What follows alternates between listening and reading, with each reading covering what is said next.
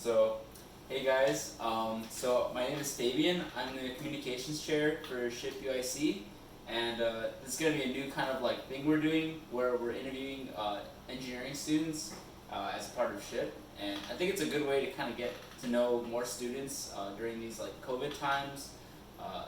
So this first interview I'm going to have is in person, and when I can have them, I will have them in person, but when we can't be together, I will have them over Zoom, so those will be recorded as well.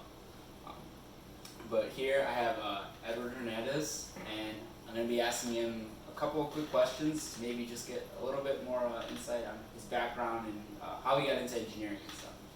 So let's start. So question one, why did you choose to pursue STEM, or what is your story behind how you're studying STEM now? I'm not gonna lie. I did not choose STEM. It's one of those things where like it kind of just happens to you. So in high school, I was really into graphic design. So I was going into college with the mindset of a graphic designer, but during junior year, between physics classes and math classes, and my physics teacher really pushing me to pursue higher education in AP physics, I started liking into the engineering field. I took CS classes before then, but going into like AP physics is what really pushed me, and then getting to see that mechanical engineering still had like a lot of the design aspects at least I liked, is what finally got me into like writing my college submission for the college of engineering. Got it. Yeah. On that note, did you know you wanted to do like mechanical engineering when you did physics? Were you like, oh, maybe coding? I'll be honest, dude. It's not. I know some of you guys have like amazing stories, and I know some of you guys, but no. It was straight up like I asked my teacher, well, what can I do with physics and liking designing? The first thing she said was mechanical. From there, never looked back. No, Thankfully, it's worked out for me. But if it doesn't work out for you, it's fine. But yes, it worked out for me in my case. Yeah, for sure. That's another thing I think some people should emphasize more. If you don't like what you're doing, change your major. So, Especially freshmen. Don't worry. You don't have to have it planned out. yeah, it's true. And another thing is whatever you get your degree in is not set in stone. You can do a bunch of different stuff with an engineering degree. Yes. So let's go on to question 2. What impact do you feel that studying STEM has had on you as a person, in terms of like mentally, academically? Okay. I think everything. So before STEM, I'm not gonna lie. I didn't do much with learning. I didn't read. Didn't like to read. I didn't like to really learn. I would go home, do homework, whatever you had to do, and then I just watched Netflix. STEM pushes you to want to be a better person, because to be a better engineer, you have to understand the world around you. And don't get me wrong, we are STEM related, and I understand that we love science. But remember, I wanted to be a graphic designer, and just the world we live in today, you do have to study what's going on outside of our fields. So it pushed me to become a better person somehow. Yeah. I kind of feel that too, because it's like, at least for me, I feel like studying STEM is like kind of made me think a little bit differently about the world around us, and like you do get a sense of a little bit more appreciation for the things that you do have in the world. Like, it's kind of crazy, yeah.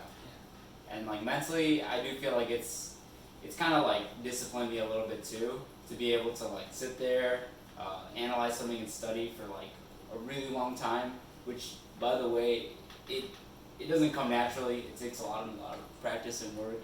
And even then, there's times I'm not the best at it. But yeah. Yes, I will say STEM has pushed me to think more logically than emotionally, which I know many people know I tend to do. So that is something I have been challenged with. But I think I'm overcoming in time. No, yeah, that's good, man. Yeah. Let's go on to question 3. How can we make STEM more accessible to younger audiences and encourage them to pursue a career in STEM?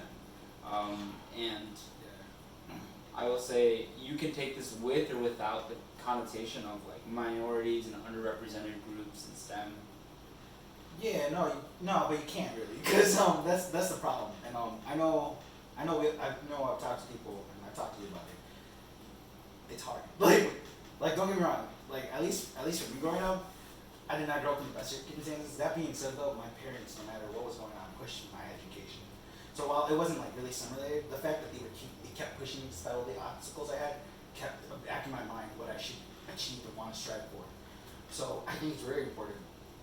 I mean, yes, the STEM, of course, especially for minorities, but just education. I don't feel like, I mean, I'm in college now and I get it a bit better, but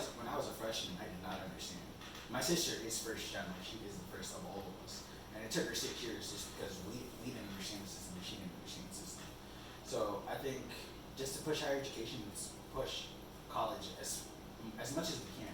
And when I say college, I don't mean like yes STEM, but just put it in their minds, because like I thought about college as a kid, but it didn't make sense to me until like high school, like when you have to realize you have to actually pick a college, and then there's a thing called the major. Yo, I thought degree, and I was gonna work at Wendy's with a degree. That's not the case, and thank God it's not, cause God. No. Yeah. Yeah, I mean, like, I kind of feel you on that too. It's, at least for me, I didn't really know that much about college until honestly like my senior year of high school, and like even my junior year of high school when I was starting to apply to colleges, I was thinking like, oh, it's just, you know, just schools and stuff, but then there's like so much more to it.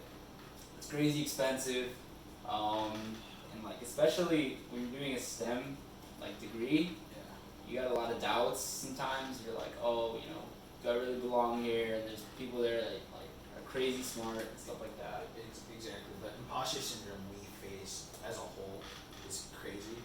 I mean, thank God though for things like SHPE though, because prior to SHPE, like I remember staying my first week of class, but first week of class sucked, because like first of all, there's not many like Latinos, and then second of all, like I mean nobody was really communicating those first week, so you're already like I don't really know if I fit in because people aren't talking to me. You're not sure what makes people want to talk to you, and then second of all, it's like at least for me, I commuted like an hour and a half, so now I'm like, how long do I stay? Because like, what do I stay for? And like, thankfully for SHPE, things pushed me to stay.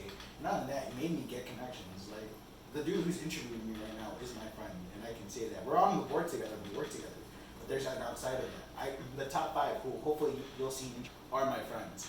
And that's something that's very like, strong, I guess, you can say.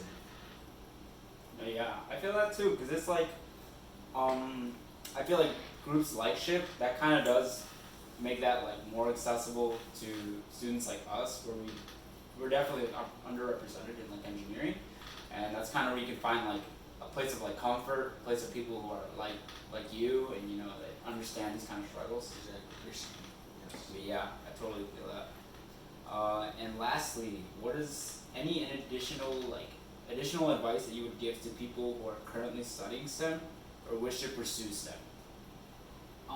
If you're currently studying STEM, for first years and second years, get involved. And I know that's like so annoying to hear, because I know you've heard it all through high school and all through college, and it never made sense. But I promise you, it doesn't make sense, but it works. Because like, yes, I get it, like your schoolwork is important, but the social relationships are important, especially for engineers, because we're generalized to be more of the like closed ones, and like when you put yourself out there and become more social. Like granted, I hate public speaking, and I know this will go on YouTube or somewhere, and I'm freaking out internally. But I hope when you look at this video, I've been pretty calm the whole situation. But it pushes you. For third and fourth years, if you haven't done that, go all out. Like I said, freshman year, I was quiet. I feel like if you were to meet me today, you would not believe that, because how much I speak and how loud I speak.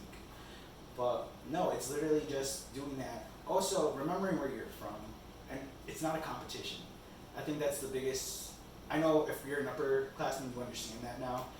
Lowerclassmen, you might not understand that. My sister's she just started her first week in college, and she's like feeling that like, oh man, I'm not ahead of this, and this. But it's like, it doesn't matter. Some people are like 30 and are just getting their degrees. Like, it's truly just a competition within yourself, and you need to understand that now, because if not, you will most likely make mistakes that don't need to happen. And that's the best advice I can give. Advice I wish I had understood sooner. No, I totally agree, because it's like, when I was a freshman, I totally like was academically focused. I was total like kind of shut out, to be honest. I didn't really talk to that many people or make that many friends. Yes. I mostly just focused on my academics, and like first semester I did pretty good, but I was like miserable because like I just only focused on academics. And then second semester I started talking to more people. But you know, yeah. I think like yeah, just enjoy your connections, and definitely like, you know, value those, because they actually do take you pretty far, to be honest. Yes. So that being said, you gotta work. Like You also gotta work. I get it. College is fun. Don't get me wrong. It sucks too because like you got work and all that, but remember those every time you're at work and you hate it. Remember that's why you're in college. Like every time you do something or you don't like something the way it is because of where you are right now. Remember, college is just the key. As Fabian mentioned earlier, after you get your degree in engineering, you can become an engineer. That's perfectly fine. But I know engineers who became engineers and became teachers. I know who become HR managers. Like your degree is just the beginning of where you want to be. It'll help you develop where you want to be. But once you get that degree, it's the start of the career that can run. I agree. It's like you gotta. Well, first of all, you do gotta study. You gotta study. It's hard. You gotta devote a lot of time to it. and yeah, like you're saying, like it's a starting point. Like it's not like school is not forever. Like so that's one thing. It's gonna be hard, but it's not forever. So just tough it out. But yeah, it's just a starting point to do whatever else you think you want to do in life. And keep being curious. That's all I got. Yeah, that's it. I promise. But wait, no. Any closing comments? I mean, if you're in the board or if you're not, I feel like I say this all the time. I love shit. I love all you guys. Whether I know you personally or we only met in the hall, like, please join our Slack and then search me up. I'd be down to talk to anyone. I know how hard COVID is. I remember my first 2 weeks were rough, and I know some people are still feeling those effects. So, reach out. I don't mind. I'd rather have you perhaps know that there's someone out there that wants to help you succeed than you just struggling on your own. And I mean that. So, Yeah. thank you. Yeah. Thank you. It's